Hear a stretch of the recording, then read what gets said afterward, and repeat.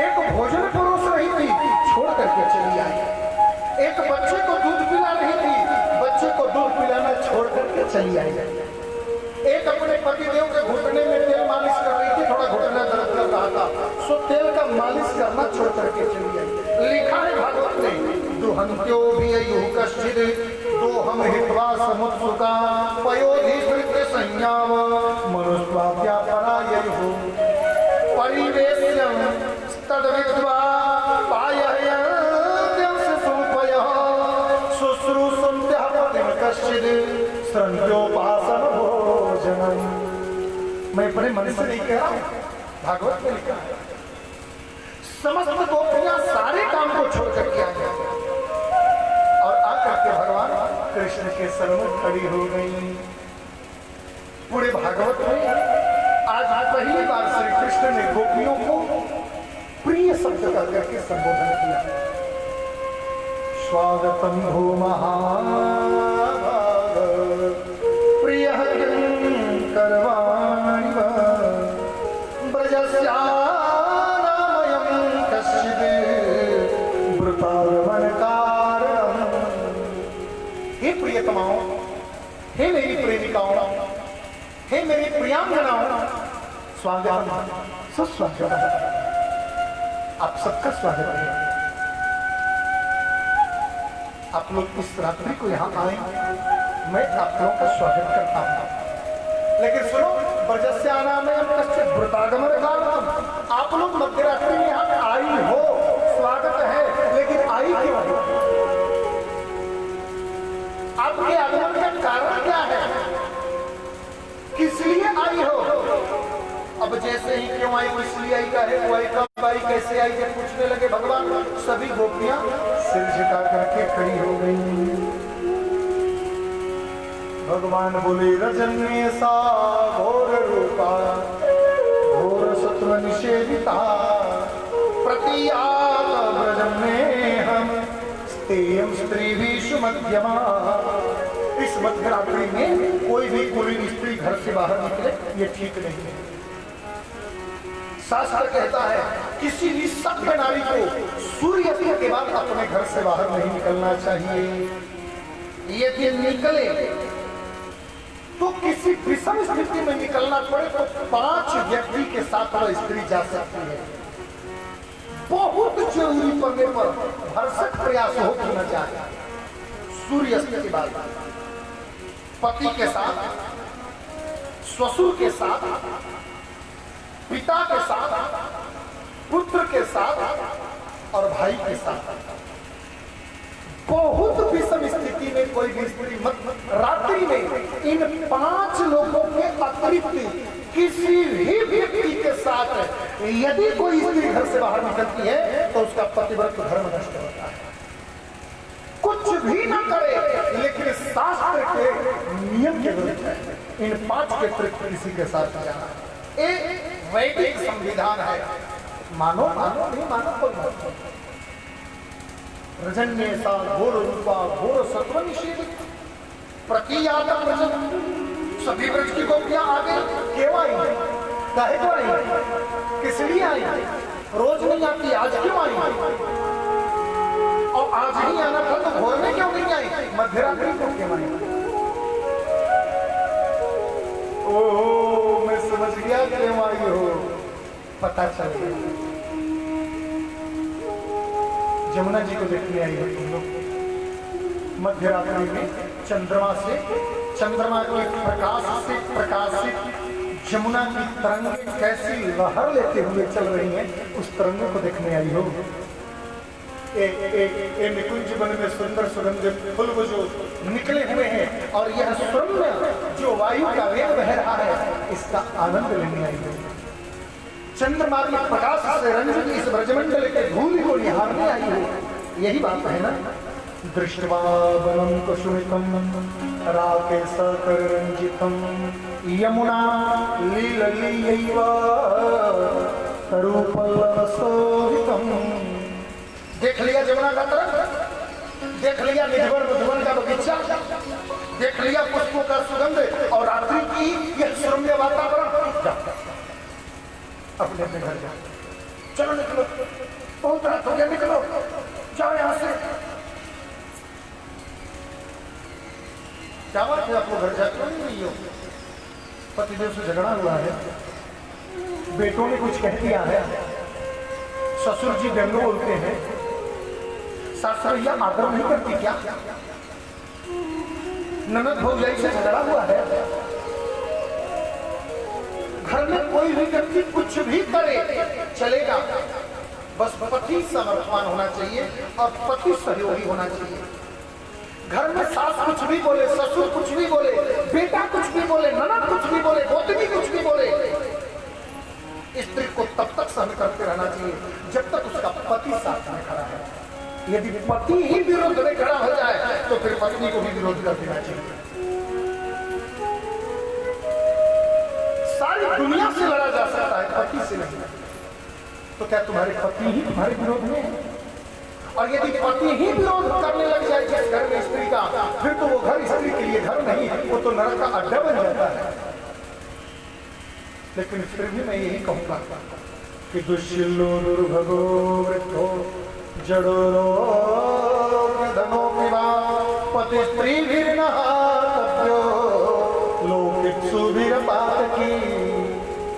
पति दुस्सील हो, कदाचित क्रोधी भी पति हो, दुस्सीलो सीलवान न होना, दुस्सीलो दुर्भगो भाग्यवान नहीं भी है, दुर्भगो नसीब उसका साथ नहीं देता, वृद्ध हो, वृद्ध भी हो, जड़ो मंदबुद्धि भी हो, आरोग्य कदाचित रोगी भी हो, अधनो अपीवा धनवान भी न हो और प्रतिष्ठित भी न हो, ऐसे भी पति का पतिस्त्री विरनहा, कोई कुलीन स्त्री ऐसे भी पति का कभी त्याग नहीं करती है, ऐसे पति का त्याग नहीं करना चाहिए। जा घर जा, निकल। इतनी बात सुनते गोपियों की आंखों में आंसू भर गया। गोपियां कहती हैं कि प्रभु अब आप इससे ज्यादा न बोलो तो ज्यादा अच्छा होगा, इससे ज्यादा आप बोलोगे ना तो असह्य हो जाएगा और ये दिल और दिमाग दोनों फट जाएगा। क्या बात है बताओ। सभी गोपियां एक स्वर में हाथ जोड़कर कहती हैं कि मैवं विबोधति भगवान यदि तुम विषम सह संत्यज्य सर्व विषयान् तव पादमूलम् कि भक्त्या भजस्व दुरमग्रहिमाञ्जदास देवो यथा विपुरुषो भजते मुमुक्षो।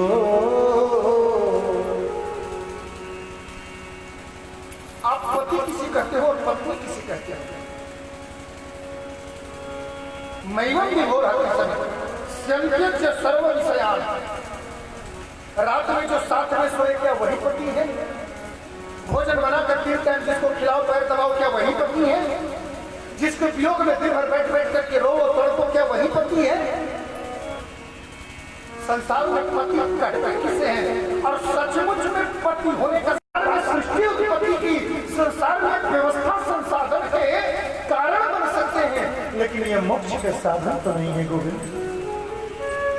और हम अपने गोविंद के पास संसार के विषयों के भोग के लिए नहीं आए हैं, संत्यज्य सर्व विषयान्, सभी विषयों का त्याग करके आए हैं, केवल आपके चरणों की प्रीति प्राप्त करने के लिए, आपके चरणों में स्मृति प्राप्त करने के लिए। मैंने सुना है कि भक्त्या भजस्व दुर्वग्रहिमान् त्यजासि, कोई भक्त यदि अनन्यता भाव से यदि भगवान का भजन करे तो भगवान उसका कभी त्याग नहीं करते हैं। और सुना तो हमने यह भी है कि ये यथा मां प्रपद्यन्ते तां तथैव भजाम्यहम्।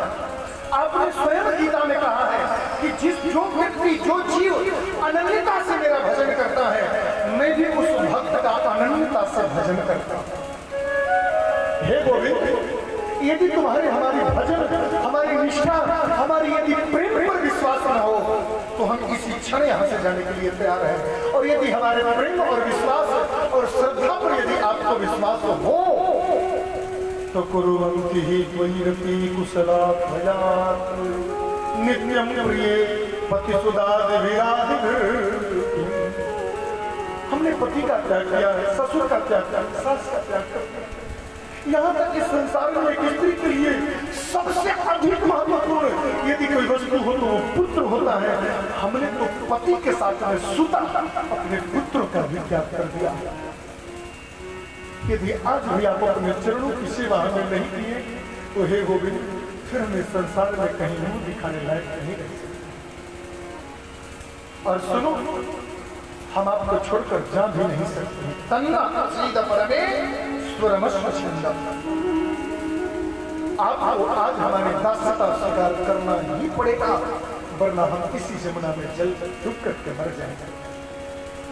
जिंदगी सिवाय आपके हम जीना अब नहीं चाहते गोपाल। हम जिंदगी अब आपके सिवा जिंदगी जी नहीं सकते।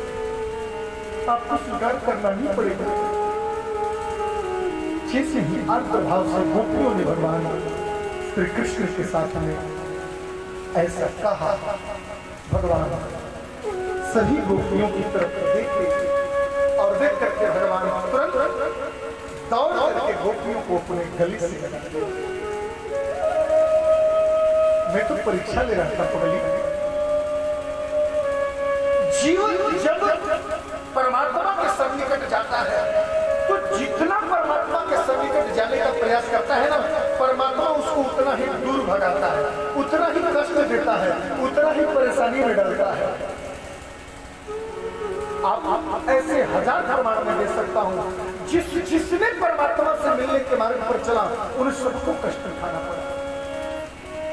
प्रेम के मंजिल के राही कष्ट पाते हैं जरूर, बीज फलता है मगर मिट्टी में मिल जाने के बाद। प्रेम करनी सिखा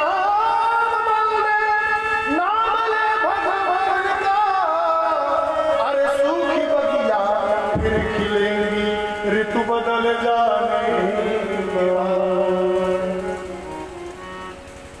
प्रेम किया है तो इस दुनिया के कांटे पर तो चलना पड़ेगा भाई बाप। सबने चला है।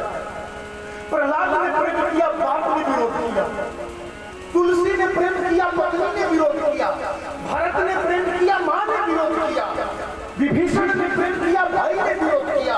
ध्रुव ने प्रेम किया, माता ने विरोध किया। लाखों प्रमाण में दे सकता हूं कि यदि प्रेम के मार्ग पर चलना होगा तो विरोधाभास का सामना करना ही पड़ेगा। वंचित तो हो नहीं सकते, बचा जा नहीं सकता इससे। ये दुनिया वाले नहीं करते हैं। गोविंद स्वयं आपकी परीक्षा ले रहे हैं कि तू कितना दृढ़ है, तू कितना दृष्टि प्रतिज्ञ है। गले में गलोइयां लगा करके भगवान कृष्ण आओ सुस्वागत और भगवान गोपियों के साथ में महारास करना प्रारंभ कर दिए।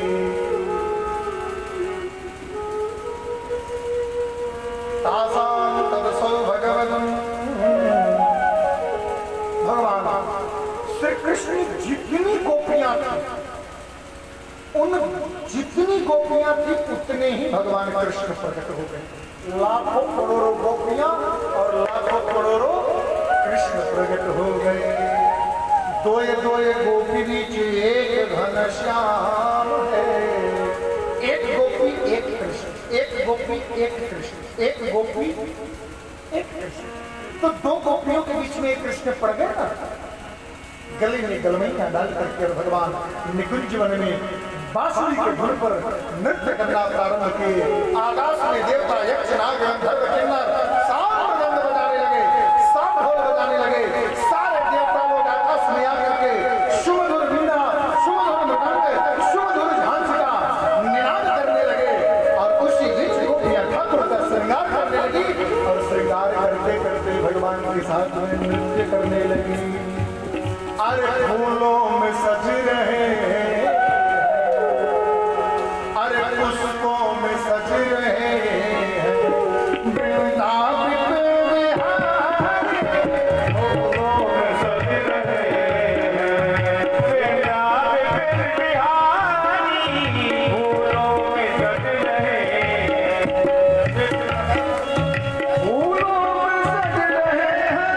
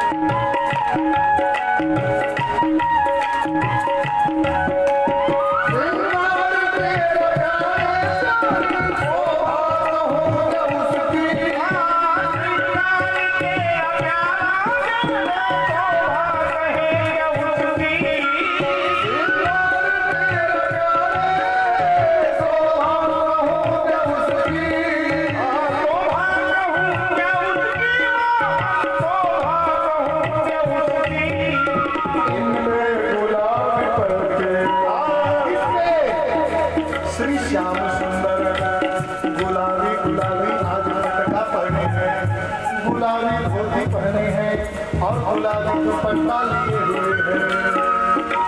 इधर भी गुलाबी है तो उधर भी गुलाबी ही है। इनमें गुलाबी पटका, गुलाबी पटका, इनमें गुलाबी पटका, इनमें गुलाबी पटका, इनमें गुलाबी साड़ी, इनमें गुलाबी पटका पटका,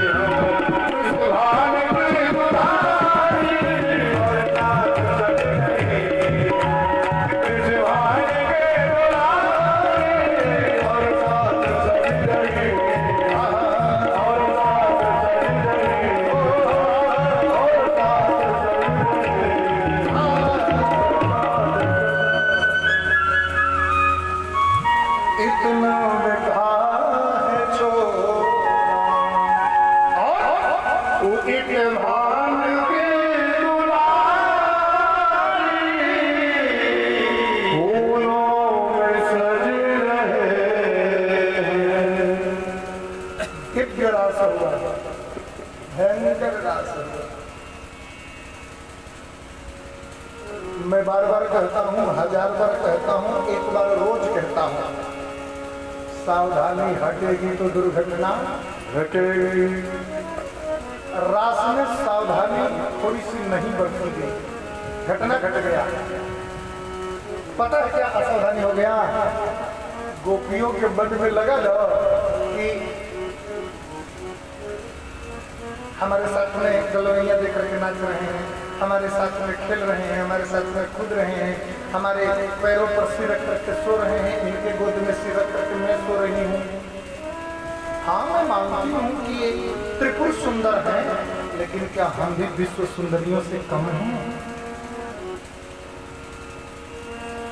मैं बार बार कहता हूँ, रूप यौवन संपत्ति। आज तीसरी बात मैं आप लोग को एक बार फिर निवेदन करता हूँ, ये रूप है ना, दुनिया में ईश्वर ने सबसे गंदी चीज और दुनिया में सबसे अच्छी चीज ईश्वर ने अगर कोई बनाया तो वो चेहरा है। निकनिक आदमी को डुबा देता है और रूप का अभिमान हो गया गोपियों को। हमने कोई कम नहीं है और मामूली अभिमान नहीं हुआ। तासाम तद सौहृदमदम, अभिमान आ गया हमारा, हम सुंदर हैं। जैसे ही अभिमान आया, भगवान कृष्ण गोपियों के बीच से ही अंतर ध्यान हो गया। एवं भागवत कृष्ण लब्धमाना महामना, क्या आत्मानां स्त्रीणां मानिन्यो ह्यधिकं भुवि। हम क्या कोई कम सुंदर हैं? ऐसे थोड़ी नाच रहे हैं, हमारे ऊपर ऐसे थोड़ी में उछावर हो गए हैं। भगवान बोले इनके मन का अभिमान दूर करना होगा। हमने कल निवेदन किया था, कहीं अपमान है कहीं सम्मान है, तेरे सम्मान में मेरा सम्मान। राम कृष्ण के चरणों में प्रेम रखना है तो मान सम्मान स्वाभिमान से रहित जिंदगी को बना दो। एक जगह तरफ कथा कर रहे थे, माता जी आके पूछे कि बाबा देखो बात पूछी,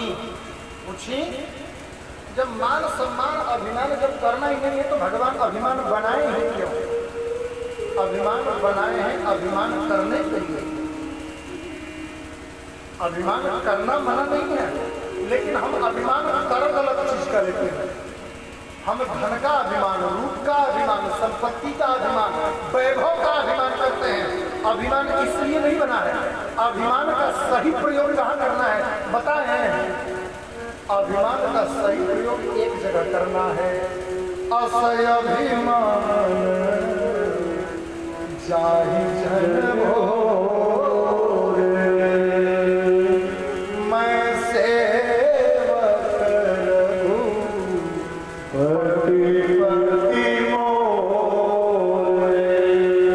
हम राम जी के भगत जी हैं और राम जी हमारे भगवान हैं। ये मेरा अभिमान है, ये मेरा स्वाभिमान है। यहाँ गड़बड़ हो गया, यहाँ अभिमान कुछ हो गया। मैं विश्व सुंदरी हूँ, प्रशमाय प्रसादाय तंत्रैवांतर धीयत। अंतर ध्यान हो गया ठाकुर जी। जैसे ही ठाकुर जी अंतर ध्यान हो गया, सारी गोपियां कृष्ण को ढूंढने लगी। श्री कृष्ण को तुमने देखा नहीं, मेरे पास अभी पता नहीं किधर चलेगा। तुमने देखा, तुम सारी गोपियां आपस में पूछती हैं, किसी ने कुछ भी नहीं बताया। सारी ब्रज की गोपियां अब वन में भटक करके कभी वृक्षों से, तुलसी से, यमुना से, पृथ्वी से, पेड़ से, पौधों से, सबसे पूछने लगी। लिखा है कि दृष्टो वह कश्चिदलक्ष्य क्रोधो मोरमो मनः नंद सोनुर्गतो रत्वा प्रेम हासावलै मनोबलै। पीपल के पेड़ से पूछा, ए पीपल तुमको रोज जल मिलता है, तुम नारायण के स्वरूप को बताओ, कृष्ण कहाँ है? पीपल कुछ नहीं बोला, एक बोली कि इसको रोज पानी दिया मिलता है ना, अभिमानी ये भी हो गया है। कैसा अभिमानी हो गया है? बोले जैसे हम लोग को रूप का अभिमान हो गया है, उसी तरह इसको पानी जल और दिया का अभिमान हो गया। बरगद से पूछा, वृक्षों में सबसे वयोवृद्ध हो तुम, तुम्हारी तो इतनी लंबी लंबी दाढ़ी है, कृष्ण को देखा क्या? बरगद ने कुछ नहीं बोला, बोले इसको भी ना सठिया गया है, इसको भी पेड़ों में सर्वश्रेष्ठ होने का अभिमान है। कश्चित तुलसी कल्याणी गोविंद चरण प्रिय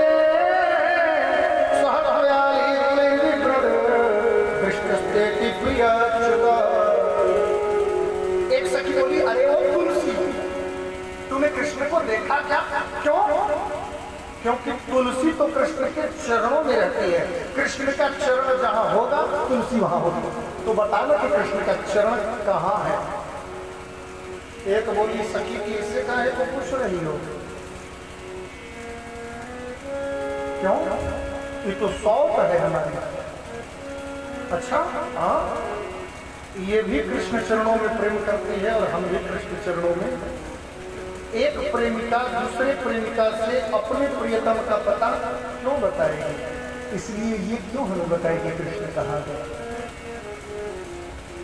घूमते घूमते सभी गोपियां पुनः पुनमागत्य कालिंद्या कृष्ण भावना समवेता जगो कृष्णं तदागमन कांचितम्।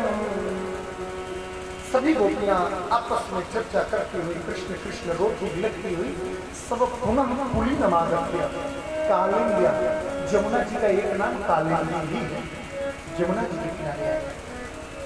क्यों जमुना के किनारे आए? इसका कई कारण है। एक, जो वस्तु जहां भूलेगा वहीं मिलेगा। अंगूठी नहात समय बाथरूम में छोड़ के आटैची मार तोड़ा, अटैची में मिली? नहात समय बाथरूम में छोड़ दिए हैं, आटैची में ढूंढ रहे हैं, बाथरूम में भी मिलेगा। जो वस्तु जहां भूलेगा वो वस्तु वहीं मिलेगा। ठाकुर जी अंतर ध्यान कहाँ हुए थे? जमुना के किनारे में कुंज बन गए, इसलिए सभी गोपियां जमुना जी के किनारे गई और हाथ जोड़ करके प्रार्थना करने लगी कि रमण प्रेष्ठ क्वासी क्वासी महाभुज दास्यास्ते कृपणाया में सखी दर्शन संगी। हे नाथ, हे रमानाथ, हे ब्रजनाथ, हे गोपीनाथ, तुम कहाँ चले गए? तुम कहाँ चले गए? तुम कहाँ चले गए? हम तुम्हारी दर्शन की प्यास से गोपियां इस वियोग में रोती रोती मर जाएंगे, हमें दर्शन दो। मैंने कल निवेदन किया था कि भागवत में 3 गीत हैं जो मैंने कल वेणु गीत सुनाया था। अब आप लोग बहुत प्रेम से हमारे साथ गोपी गीत श्रवण करेंगे। कुछ पंक्तियां गोपी गीत का मैं सुनाऊंगा, सुनो। एक मीठी बात मैं बताता हूं। यदि कोई व्यक्ति अपने मन में सच्ची श्रद्धा रखता हो कि कृष्ण की भक्ति मुझे मिले, एक छोटा सा प्रयोग करके देखना। ये गोपी गीत का ना 6 महीने तक आप अपने घर में नित्य पाठ करना, नित्य पाठ करना, मात्र 6 महीना। 6 महीना के बाद आपके हृदय में भगवान कृष्ण के लिए प्रेम जागृत हो जाएगा, भक्ति जागृत हो जाएगी। पक्की बात। आइए सभी लोग प्रेम से ताली बजाते हुए हमारे साथ गोपी गीत का पाठ श्रवण करेंगे। मैं गोपी गीत आप लोगों को कुछ पंक्तियां सुनाता हूँ।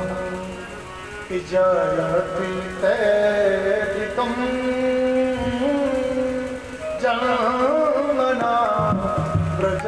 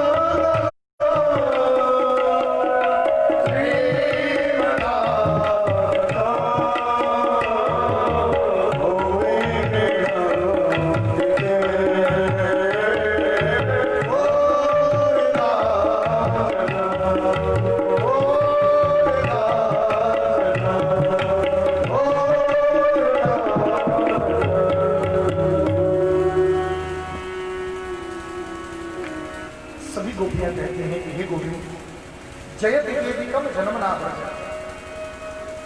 जब से आपने ब्रजमंडल में जन्म लिया है ना, तब से यह ब्रजमंडल स्वर्ग से और वैकुंठ से भी अधिक वंदनीय हो गया, पूजनीय हो गया। श्रयत इंदिरा सस्वदत्र ही, इंदिरा मन होती है माता लक्ष्मी, कण कण में स्वयं लक्ष्मी यहाँ आकर के नित्य निवास करती है। क्यों? क्योंकि आपका जन्म हो गया यहाँ पर। हे गोविंद,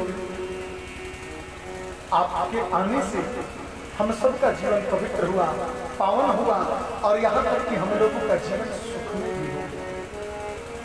शरद रात्रि की इस पूर्णिमा में गोविंद हमें इस तरफ तड़पाओ मत, हमें इस तरफ मारो मत।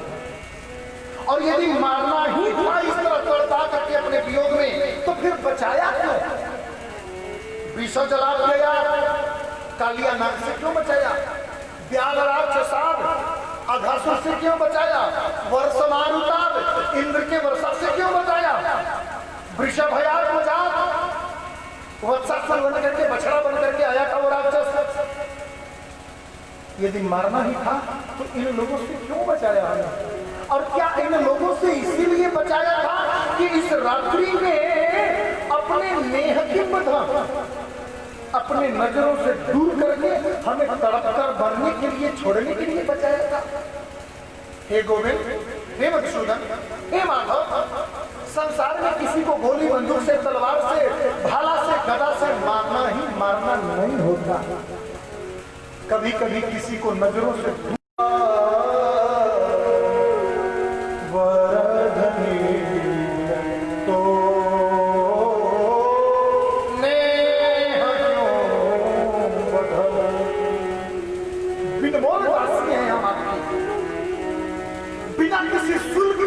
आजीवन चरणों की सेवा करने आई थी हम, रोते बिलखते तड़पते तुम छोड़ करके चले गए। आप यही सोच रहे हो ना कि सच्चा प्रेम करने वाले लोग हमारे वियोग को सह नहीं पाते हैं, हमारे वियोग में तड़प कर मर जाते हैं। दशरथ जी ने वियोग में तड़प कर मर गई, माता कुंती हमारे वियोग में तड़प कर मर गई। मैं मानता हूं कि दशरथ जी आपके वियोग को नहीं सह कर पाए।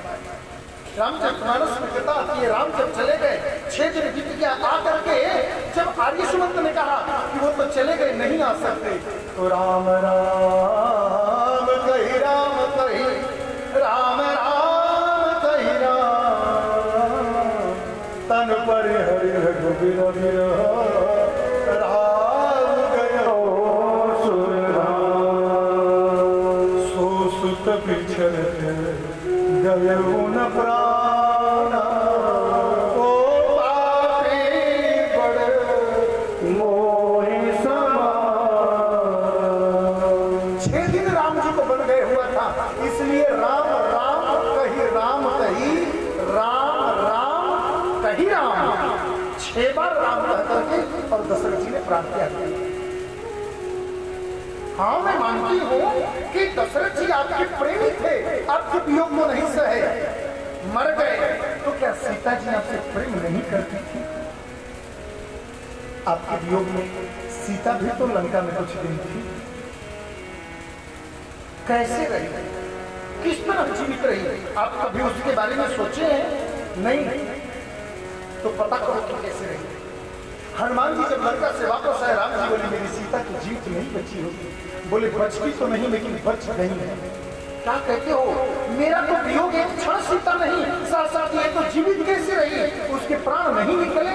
निकल रहे थे लेकिन निकल पाए नहीं। क्यों नहीं निकल पाए?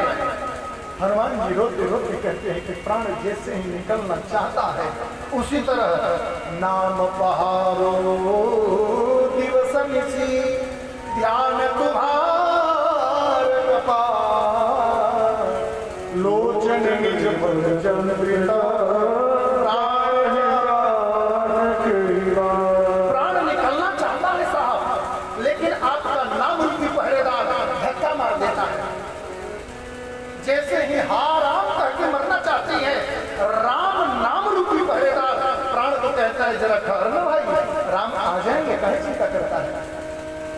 पहरेदार को धक्का मार करके प्राण निकलना चाहता है, तो लोचन निज पद जन वृता, और ध्यान तुम्हारे कपाट, ध्यान रूपी दरवाजा बंद हो जाता है, नेत्र बंद हो जाता है।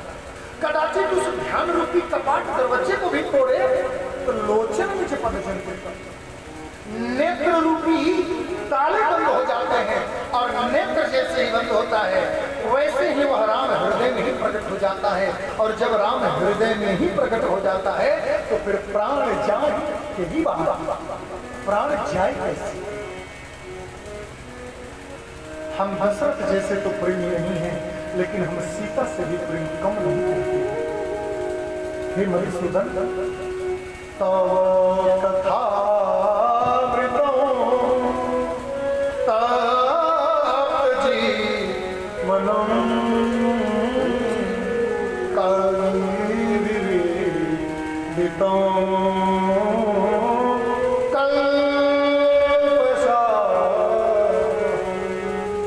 कलयुग के कलिवस्ताप संताप को नष्ट करने की क्षमता जिस गोविंद की कथा में है, वह कथा, वह लीला आपकी हमें याद आ जाती है। इसलिए हम चाह करके भी मर नहीं पाते हैं। क्यों? क्योंकि आपकी जो कथा है ना, तव कथा अमृतम, आपकी कथा अमरत्व प्रदान कर देती है। और जिसको अमरत्व मिल गया हो वो व्यक्ति चाह करके भी इस दुनिया में मर नहीं पाता है। बहुत हो गया था, कुछ दर्शन दे दो ना, दर्शन दे दो ना। हमारी जिंदगी तो ऐसी हो गई है मधुसूदन कि हम न मर सकते हैं और न ही आपके बिना हम जी सकते हैं। इसलिए इति गोप्य प्रयायन्त्या प्रयायन्त्यं सचित्रदा रुरुदुस्वरम राजं कृष्ण दर्शन लालसा। सभी गोपियां एक सुर, एक ताल और एक भाव में रुदन करते हुए सुस्वरम, सुंदर स्वर में और भगवान कृष्ण को बुलाने लगी। अरे आजा छलिया,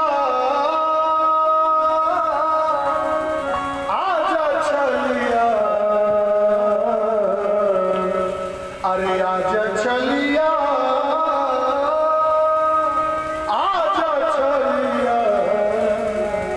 मुरली वाले आजा तेरी याद सताए, मेरा ही भरोसा तो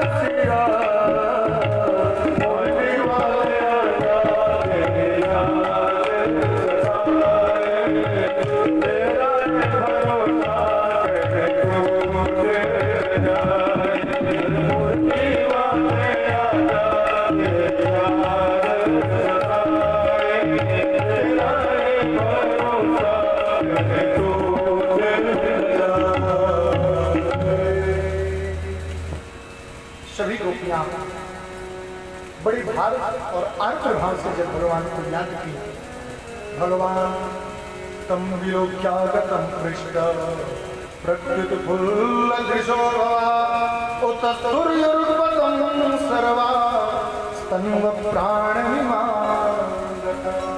उन गोपियों के बीच में ही भगवान प्रकट हो गए। बोलिए रास बिहारी भगवान की जय।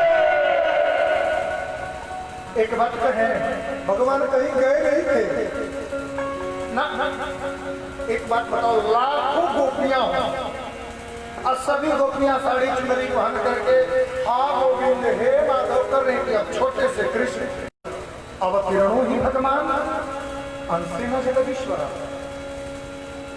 एक प्रश्न है, मध्य रात्रि में कोई व्यक्ति किसी स्त्रियों के साथ में गले में कलमियां डाल के गोद में बैठकर वक्षस्थल पर सिर रख करके कमर पकड़ करके नृत्य करे, वो भी 6 महीने की रात्रि पर्यंत।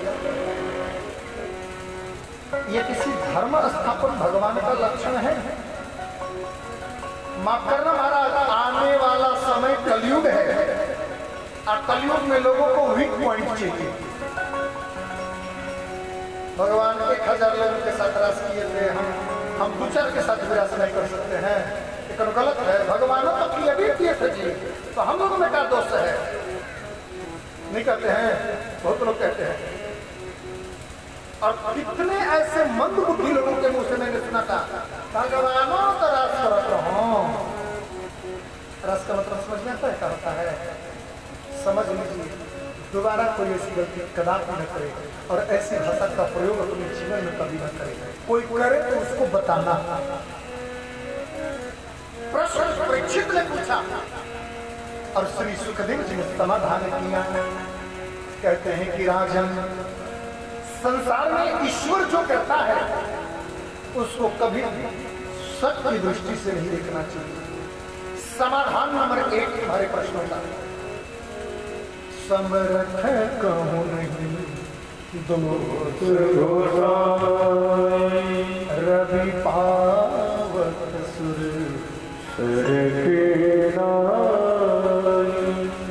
समर्थमान में दोष नहीं होता, ये बात सरासर गलत है। सीधी बात ये है कि समर्थवान वही हो सकता है जिसमें कोई गलती हो ही नहीं। प्रेम से बोलो जय श्री कृष्ण। आपकी जिंदगी में जब तक बुराइयों की छाया रहेगी तब तक आप जिंदगी में ऊंचाइयों की मंजिल कभी प्राप्त नहीं कर सकते। मन का लड्डू की तरह फॉलो कौन मना करता है, लेकिन जिंदगी में जब तक बुराई रहेगी तब तक आप अभी कभी श्रेष्ठ नहीं हो सकते, सामर्थ्यवान आप नहीं हो सकते। सच कई लोग बोलते हैं सामर्थ्यवान पुरुष का दोष कौन देखता है? अरे ओ भले आदमी, सामर्थ्यवान पुरुष का दोष कोई देखता नहीं है। अब तो मैं कहता हूं कि सामर्थ्यवान व्यक्ति वही हो सकता है जिसके अंदर कभी दोष हो ही नहीं। अब हम लोग सामर्थ्यवान कहते हैं किसको हैं? अब कोई घर में थोड़ा 2-4 एकड़ जमीन खरीद लिया, 2-4 बिल्डिंग बना, उसको सामर्थ्यवान बोलते हैं। सामर्थ्यवान उसको कहा जाता है। वो सामर्थ्यवान है जो विधायक नेता लोग क्या है, और जब वो लोग सामर्थ्यवान है तो फिर मंत्री संत्री लोग क्या है, और फिर कैबिनेट वाले क्या है, और जो अरबों खरबों ढकार करके बैठ गए वो फिर क्या है?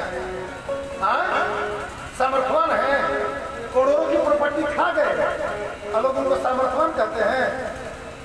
अरे जो करोड़ों की प्रॉपर्टी खाएगा ना वो सामर्थ्यवान कभी नहीं हो सकता। क्यों?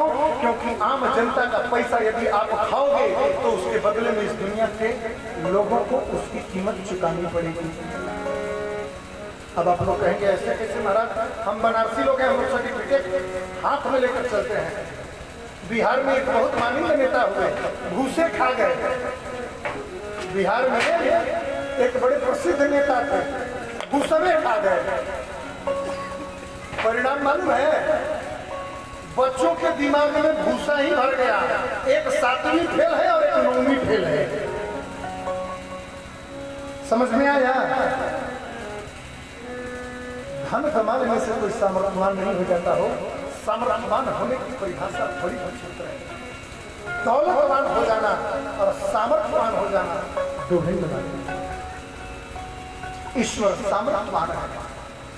दूसरी बात कि धर्म व्यतिक्रमो दृष्ट ईश्वराणाम च शासनम् तेजीयसाम दोषाय वह वे सर्वभुजो। ईश्वर ने कभी दोष देखना ही नहीं चाहिए। ईश्वर ने जो किया है जीवन में वो कर्म करने का प्रयास आप मत करना। 7 दिन का बच्चा पूतना जैसी राक्षसी को मार सकती है। आप लोग मार सकते हैं? आप लोग पहले पोलियो पीजिए ताकि कहीं लगवा न मारना, पूतना को बाद में मारना। चाचा 7 दिन के बच्चे को पोलियो का ड्रॉप पिलाया जा रहा है और वही बड़ा होगा कि कह रहा है कि हम कृष्ण जैसा करेंगे। अरे तू पोलियो ड्रॉप्स के भरोसे जी रहा है, तू क्या कृष्ण जैसा करेगा माई बाप?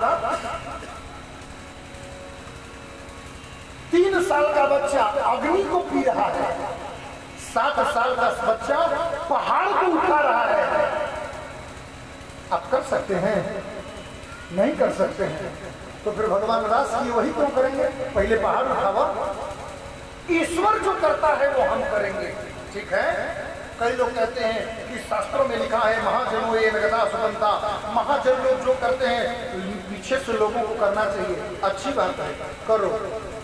समुद्र से निकला था हलाहल विष कितना था? त्रैलोक्य दहनात् विषाद। उस विष का एक बूंद भी पृथ्वी पर गिरे तो त्रिलोकी जल करके राख हो जाए, इतना विषैला विष था। शिव जी पी गए। शिव जी कौन थे? ईश्वर थे। 2-4 क्विंटल पी गए। अब वो ईश्वर थे इसलिए 2-4 क्विंटल पी गए। आप अंश हो, 2-4 क्विंटल तो नहीं पी सकते। 100 ग्राम उसकी दवाई खा करके देख लो। हम ईश्वर हैं, भगवान जो करेंगे वो हम भी करेंगे। तो भगवान हलाहल विष पिए थे 3 क्विंटल, अब वो ईश्वर है इसलिए 3 क्विंटल पिए। हम इनके अंश हैं तो हम तो 3 क्विंटल नहीं पी सकते ना। तो 100 ग्राम की शीशी पी करके देख लो, 2 मिनट में तुम्हारी ईश्वरगिरी तुम्हारे हाथ में आ जाएगी। अभिप्राय यह है मेरे भाई बाप कि ईश्वर जो करता है जीव वह नहीं कर सकता है। ईश्वर जो कहता है आपको वो करो। भगवान कृष्ण कहते हैं कि धर्म संस्थापनार्थाय स्वधर्मे निधनम श्रेयो। अपने धर्म की रक्षा के लिए मर मिटो, अपने धर्म की रक्षा के लिए मर मिटो। ये कोई नहीं करता है, रास हम नहीं करेंगे। भला आदमी भला ये भैया ऐसे मत करने, चुराहा पर लात खा जी कही हो। हाँ प्रेम से बोलिए। समाधान नंबर 3। गिरिराज की कथा हम लोग आधा घंटा पहले सुने। ठाकुर जी कितने वर्ष के थे? 7 वर्ष के। 11 वर्ष के कृष्ण ने कंस को मारा था। अभी कृष्ण का उम्र क्या हो रहा होगा? अंदाजा लगाइए। 8 वर्ष, 9 वर्ष। TV, Facebook, YouTube, Twitter, computer, Google, इन संसार के दुनिया के जितने भी अनुपयोगी वस्तु, इनके माध्यम से हम पश्चिमी सभ्यता की जितनी गंदी दृश्य हैं हम खुद भी देख रहे हैं और अपने संतानों को भी दिखा रहे हैं। टीवी चैनलों के माध्यम से इन मुंबई में रहने वाले जो संभ्रांत बड़े लोग हैं, जो भेड़ुए की नाच नंगे दिखाते हैं, उन लोगों की नाच हम अपने बच्चों को बड़ी शौक से दिखाते हैं। गीता नहीं पढ़ाते हैं, भेड़ुआ का नाच जरूर दिखाते हैं। ऐसी विषम स्थिति में भी 9 वर्ष का बच्चा स्त्री और पुरुष का भेद आज भी नहीं जानता, इस कलयुग में नहीं जानता। स्त्री और पुरुष का संबंध आज भी 9 वर्ष 8 वर्ष का बच्चा नहीं जानता है। आप घर के बच्चे होंगे आपके घर, तो फिर 8 वर्ष के 9 वर्ष के कृष्ण उन गोपियों के साथ में क्या व्यवहार कर सकते होंगे और क्या व्यवहार किए होंगे? आप थोड़ी सी कल्पना करो। चलो मान लिया ये भी। एक और बात, कथा के शुरू में बताया था कि जब भगवान कृष्ण ने बंसी बजाया तो गोपियां जो आई थी वो कोई गोपी कैसी थी, बोले कि अपने पति की सेवा कर रही थी, कोई दूध पिला रही थी तो कोई कुछ कर रही थी तो कोई कुछ कर रही थी।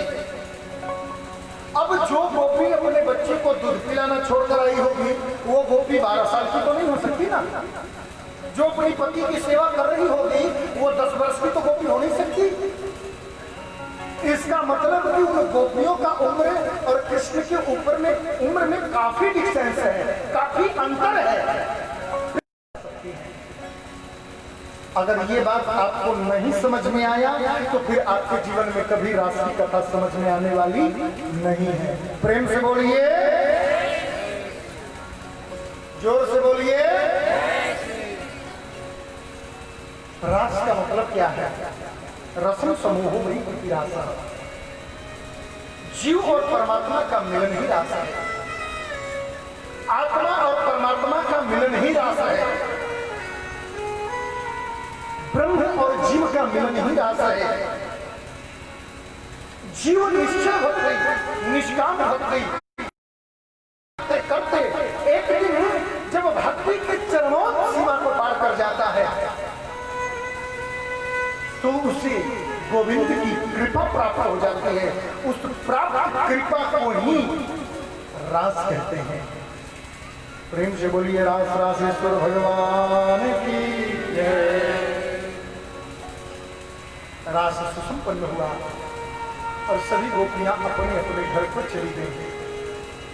एक मीठी बात बताऊं, मीठा सा बात, जो रास हुआ था ना वहां कोई गोपियां शरीर से नहीं आई थी। आपको शुरू में नहीं ध्यान दिए? निशम गीतम तदनंग वर्जनम ब्रजस्त्रिया कृष्ण गृहीतम मानसा। गोपियां नहीं आई थी, गोपियों का मन आया। गोपियों का सारा झंझट निपट गया कि नहीं? 1 मिनट में अब समझ में आया कि रास में था शरीर जहां मिलन होता हो उसको संभोग कहते हैं और जहां मन का मिलना होता हो उसी को योग कहते हैं, उसी को परमात्मा मिलन कहते हैं। शरीर से जिससे मिला जाए वो भोग होता है। यहाँ तो मन से मिलना हुआ, यहाँ तो आत्मा से मिलना हुआ। ये तो परम योग था, ये तो परम वियोग था कृष्ण।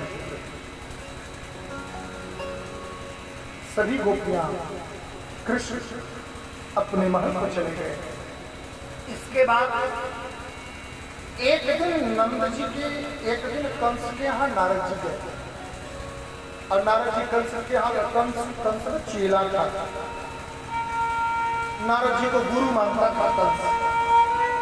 नारद जी संसार के कैसे महात्मा हुए जिनके अच्छे और बिगड़े सब लोग चेला थे। हाँ, बहुत अच्छे लोग भी चेलाते और बड़े गंदे लोग भी चेलाते। कुछ पंडित जी लोग ऐसे होते हैं जिनकी पहुंच बहुत ऊंची होती है। हाँ, बहुत ऊंचा होता है। उसी में से एक श्री नारद जी, उनकी भी पहुंच बड़ी लंबी होती। श्री नारद जी कंस से आ गए। कंस से जाकर के बोले कि बाकी तो सब ठीक हैं लेकिन क्यों तुम्हारा दुश्मन मरा कि नहीं? बोले कंस बोला कि अरे गुरु जी कहाँ पता ही नहीं चलता है कि कौन है। बोले मैं तुमसे बताऊं कि तुम्हारा तो दुश्मन वही जो वो है ना नंद का बेटा कृष्ण, वही तुम्हारा दुश्मन है। सुनो, उसको मरवाने का कोई उपाय करो। लेकिन गुरु जी क्या उपाय करें? एक उपाय करो, अपने यहाँ बाल मेला लगाओ और बाल मेला में छोटे छोटे बच्चों को निमंत्रण दो। उसमें नंद को भी बोलो कि लेकर के आएगा और जब लेकर के आए कपट से मरवा दिया। ठीक है, बाल मेला का आयोजन हुआ। अक्रूर जी महाराज जो कंस के यहाँ मंत्री थे, उनको नंद के पुत्र कृष्ण को और बलराम को लाने के लिए भेजा। गक्षोदवः गक्ष नंदम व्रजम तत्र सुतावान। श्री नंद जी के यहाँ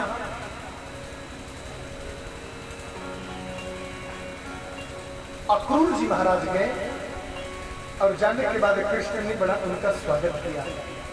बलराम भी बड़े खुश हुए, अक्रूर चाचा आ गए, अक्रूर चाचा आ गए। इतनी प्रसन्नता हुई, लेकर के अंगुली पकड़ करके घर में गए।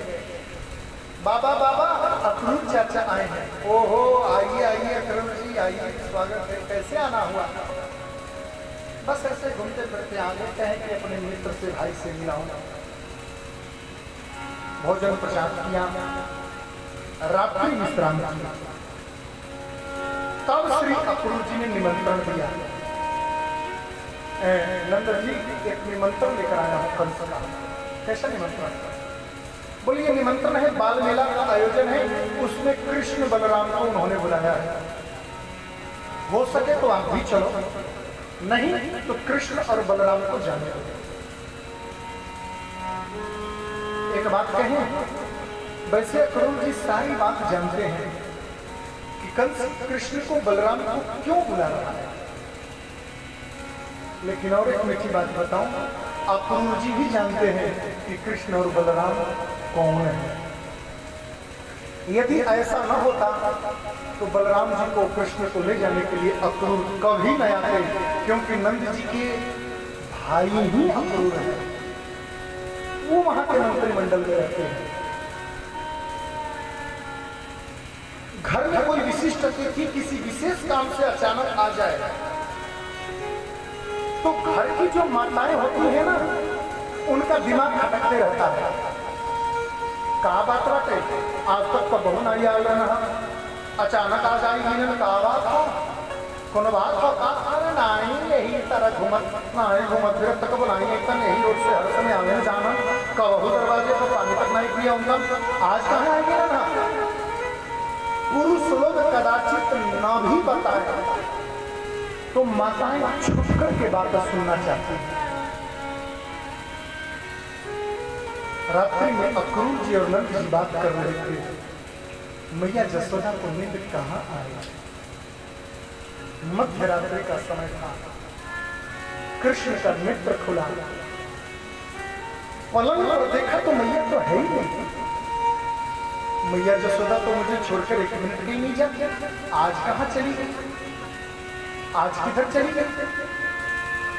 पलंग से नीचे उतरा, महल से बाहर निकला, आंगन में देखा, चारों तरफ देखा, मैया कहीं नहीं दिखाई दे रही।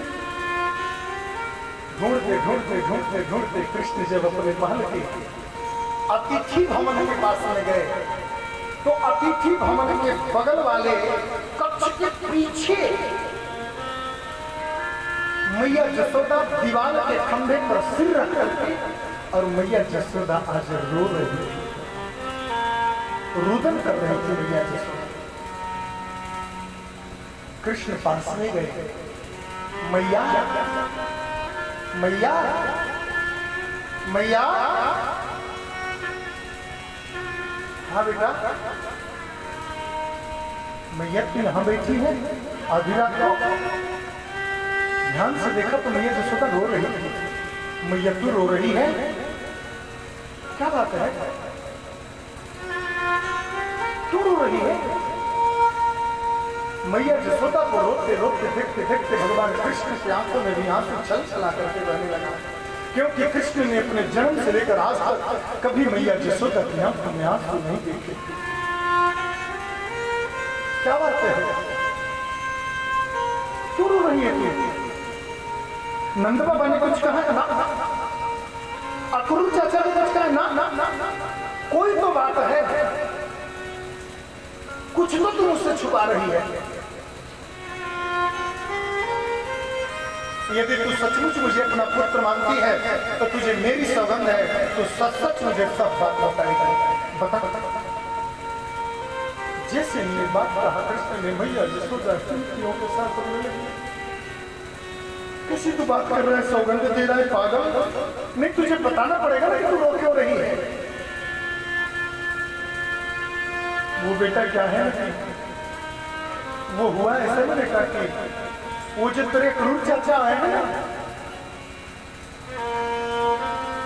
वो तेरे अक्रूर चाचा कह रहे थे कि क्या कह रहे थे वो कह रहे थे कि तू मेरा बेटा नहीं है, तू देवकी का बेटा है, तू नंद का छोरा नहीं है, तू वसुदेव का बेटा है। ये बिल्कुल झूठ बोल रहे हैं, अपूर्व चाचा फालतू बात कर रहे हैं। मैया तुझे विश्वास नहीं है मैं तेरा बेटा हूं? अरे जिस दिन से मैंने होश संभाला, जिस दिन से मेरे नेत्र खुले, मैं तेरा उंगली पकड़ करके चलना सीखा। तेरे हाथों की माखन रोटी, तेरे हाथों की दूध, तेरे हाथों की मिश्री खा करके मैंने पला बड़ा हुआ है। आज कोई आकर के कहते कि मैं वसुदेव का बेटा हूं, अब तू मान गई?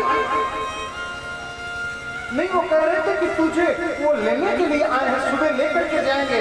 हाँ, वो बात हुआ था कि मथुरा घूमने जाने की, तो सुन, 2 दिन के लिए मथुरा घूमने जाएंगे, 2 दिन के लिए। कल जाएंगे और परसों मेला देख करके नरसों आ जाएंगे। भैया कन्हैया, तो मथुरा जाकर रह तो नहीं जाएगा? कैसी बात कर रही है तू आज पागल पागल सी? मेरे सिर की शपथ खा कि तू ब्रजमंडल छोड़कर कहीं नहीं जाएगा। भगवान कृष्ण उनके सिर पर हाथ रखा और मैं तेरे सिर की शपथ खा करके कहता हूं कि वृंदावन तो क्यों ऐसी उखड़ी उखड़ी सी बात करती है? मैं तेरे सिर की शपथ खा कर कहता हूं कि ब्रजमंडल छोड़कर मैं कहीं नहीं जाऊंगा, तुझे छोड़कर मैं कहीं नहीं जाऊंगा।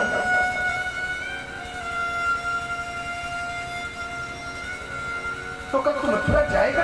मैया जाने के ना, 2 दिन के बाद तो आ जाऊंगा ना। तू बोली ना तो मैं शपथ में तो खा लिया, अब तो जाने दे मैया। हाँ ठीक है, चले जाना। 4 बज रहा था भोर, अक्रू जी ने रथ सजाया है। मैया रोहिणी ने बलराम को, मैया यशोदा ने आज कृष्ण को तैयार किया। सुन, मथुरा में किसी को गाली मत देते ना, वो तेरा ब्रजमंडल नहीं है, झगड़ा हो जाएगा। नहीं गाली दूंगा मैं किसी को।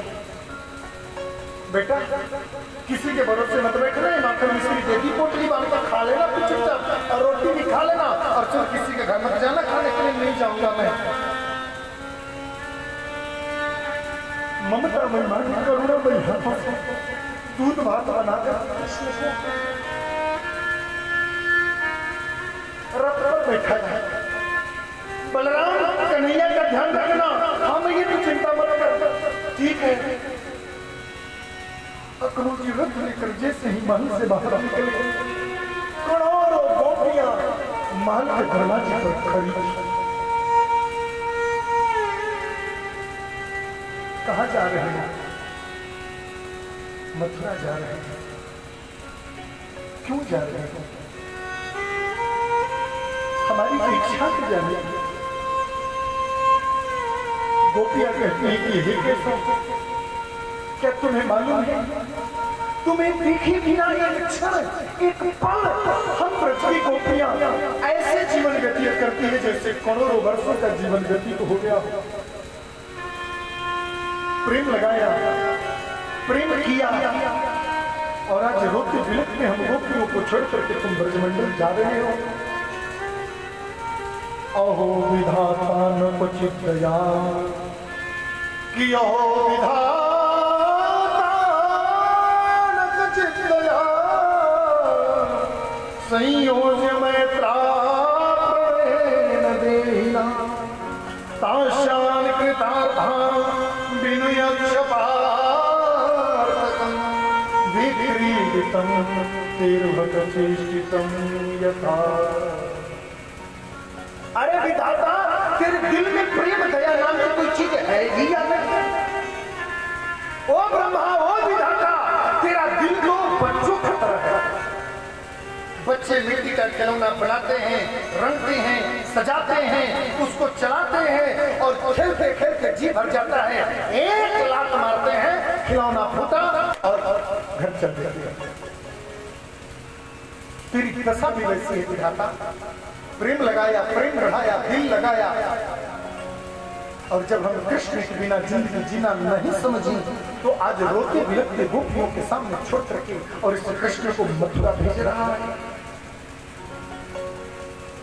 ठीक है, हम प्रेमिका हैं और तुम प्रियतम हो, सच्ची प्रेमिका का एक लक्षण तब सुखम सुखत्वम, प्रियतम जिसमें सुखी रहे, प्रेमी जिसमें प्रसन्न रहे, प्रियतमा का वही लक्षण होना चाहिए।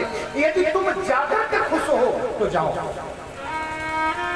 लेकिन एक बार कह करके जाओ कि तुम हमसे विलुप्त हो करके, हमसे अलग हो करके खुश रह पाओगे, सुखी रह पाओगे, आनंद पूर्वक रह पाओगे। एक बार तुम अपने तोतली वाली से कह दो कि हाँ खुश रहोगे, हम तुम्हें नहीं रोकेंगे, तुम चले जाओ। भगवान कृष्ण बोले कि बात वो नहीं है, बात ऐसा है कि बात देखो वो हुआ ऐसा कि देवियों, सच तो यही है कि मैं वृंदावन छोड़कर जाना नहीं चाहता हूँ, क्योंकि जो सुख, जो प्रेम, जो आदर और जो ममता मुझे इस ब्रजमंडल में मिला वो कहीं मिल नहीं सकता। लेकिन शास्त्र कहता है कि एक व्यक्ति के त्याग करने से सारे जगत का कल्याण हो, तो उसको त्याग देना ही उचित है। सारी दुनिया में संत ब्राह्मण गौ की रक्षा के लिए मुझे इस ब्रजमंडल का त्याग करना ही होगा, मुझे जाना ही पड़ेगा। मेरी जाने में ही प्रसन्नता, जैसे कृष्ण ने कहा कि जाने में ही प्रसन्नता है, सभी गोपियां रास्ता देती। एवं ब्रुवाणा विरहा तरादृशं ब्रजस्त्रियः कृष्ण विसक्तमानसा कि विसृज्य लज्जा रुरुदु स्वसुस्वरो गोविंददास दर माधवे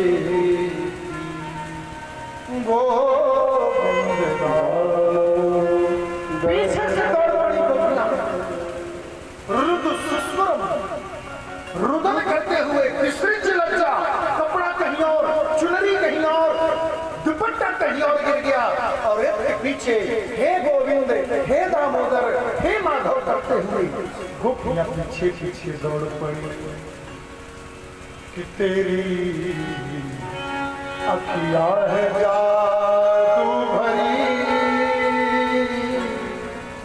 कि तेरी अखिया है जादू भरी, बिहारी मैं तो कब से खड़ी, तेरी अखिया है जादू भरी, बिहारी मैं तो कब से खड़ी, तेरी अखिया है जादू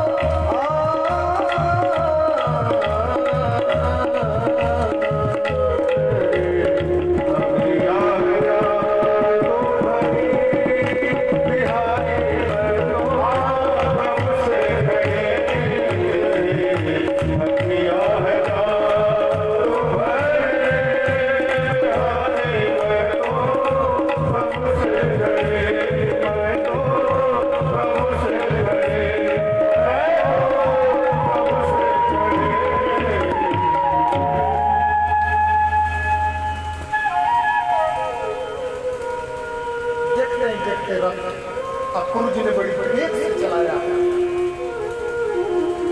और लेकर के भगवान कृष्ण को चले गए। आज भी श्री नित्य वृंदावन में रहते हैं और देवकी नंदन कृष्ण मथुरा पर चल रहे। मथुरा में बड़ा स्वागत हुआ। प्रासाद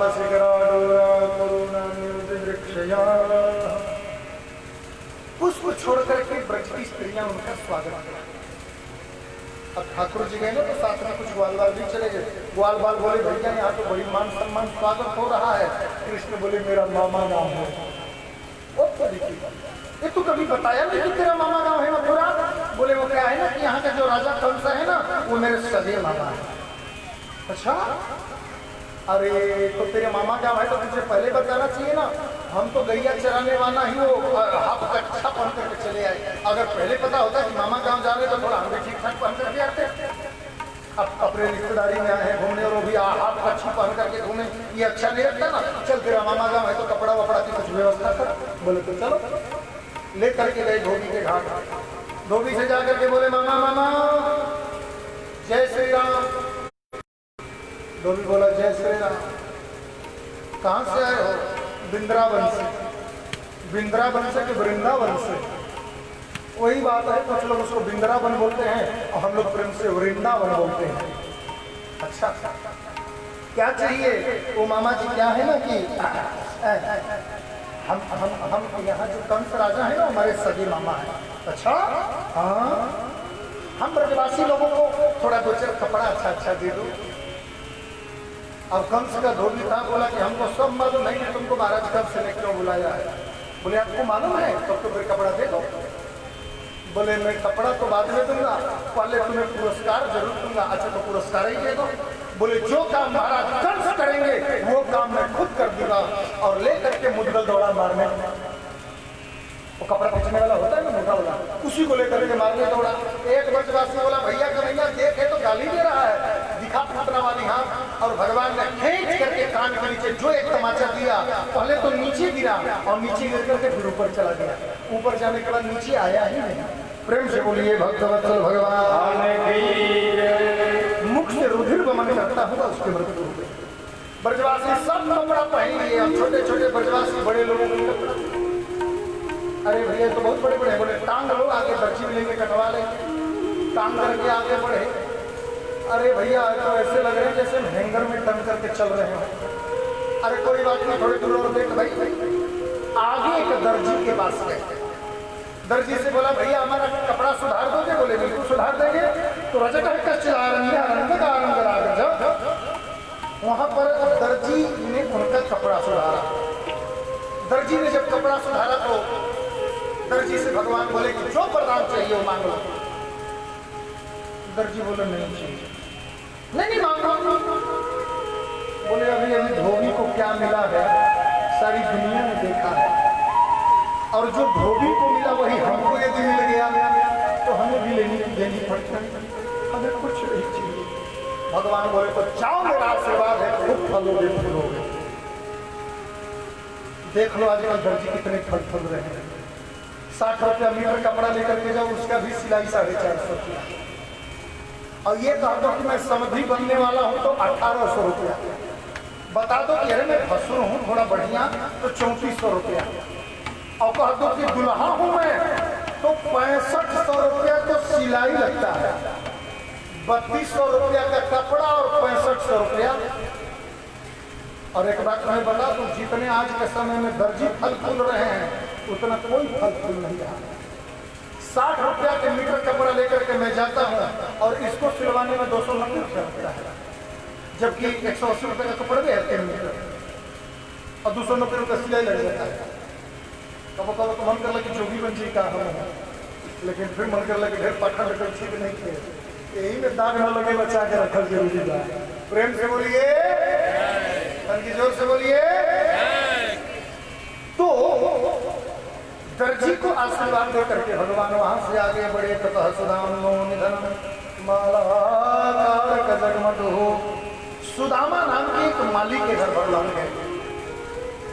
उस सुदामा माली ने भगवान को दिव्य तुलसी का माला पहनाया। भगवान ने उसे सदा भक्तिमती रहो का आशीर्वाद दिया। भगवान कृष्ण ग्वाल वालों के संग जा रहे थे। उसी समय रास्ते में एक स्त्री हाथ में चंदन लिए हुए चांदी की कटोरी में दिखाई दी। सुनो, उसका चेहरा ना सुंदर नहीं था, वो देखो काली सी थी और उसका शरीर भी सीधा नहीं था, 3 जगह से टेढ़ी थी। और देखो चेहरा अच्छा नहीं था, इसलिए वो घूंघट लगा करके चलती थी। भगवान श्री श्याम सुंदर ने उस स्त्री को देखा और देखते ही भगवान कृष्ण ने कहा कि काश तुम मरो या न